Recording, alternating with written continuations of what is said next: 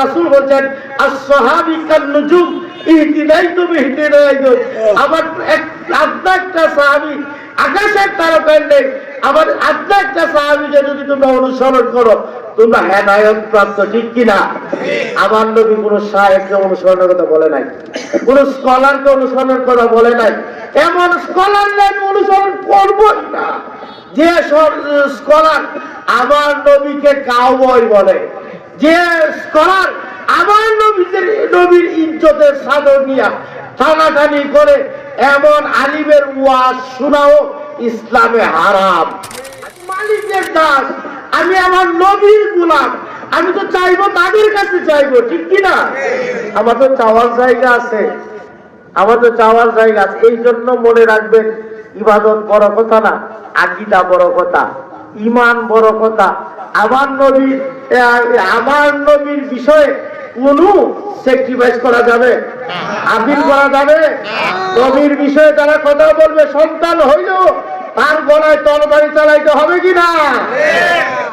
আপনার সন্তানও যদি সাদেমে রাসূল হয় তার গলায় আপনি তরবারি চালাইতে হবে, যদি আপনি নিজেকে ঈমানদার দাবি করেন। কেন?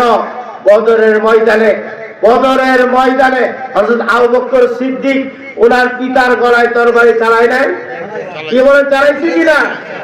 সাহাবায়ে কেরামের অনুসরণই তো আহলুস সুন্নাত ওয়াল জামাতের অনুসরণ। আমাদেরকে সাহাবায়ে কেরাম যে শিক্ষা, যে দীক্ষা আমাদেরকে দিয়ে রাসূল বলেন আস-সাহাবী কান-নুজুম ইহতিদাইতু বিহতিদাইতু। আমার একটা সাহাবী আকাশের তারকার নেই, আমার একটা সাহাবীকে যদি তোমরা অনুসরণ করো তোমরা হেদায়েত প্রাপ্ত, ঠিক কিনা? আমার নবী কোন শায়েখকে অনুসরণের কথা বলে নাই, কোন স্কলারকে অনুসরণের কথা বলে নাই। এমন স্কলারকে আমি অনুসরণ করবই না যে স্কলার আমার নবীকে কাউবয় বলে, যে স্কলার আমার নবীর ইজ্জতের চাদর নিয়ে টানাটানি করে। এমন আলিমের ওয়াজ শোনাও ইসলামে হারাম। আমি ফতোয়া দিয়ে গেলাম আপনাদেরকে, এমন মৌলবীর ওয়াজ শোনাও ইসলামে হারাম। আমার নবীর তাজিম যার মধ্যে থাকবে না, সে যত বড় বিএনপি হোল্ডার হোক, যত বড় স্কলার হোক, তার আমার পায়ের নিচে।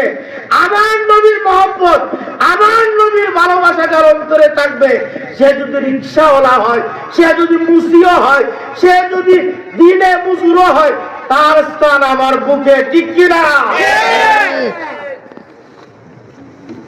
নবীর বিষয়ে কোন ধরনের কাটছাট করা যাবে না। রাজি আছেন? কি বলেন, রাজি আছেন? আমরা সবাইকে ভালোবাসি, নবীর জন্য ভালোবাসি, আমরা সবাইকে ভালোবাসি, আল্লাহর জন্য ভালোবাসি।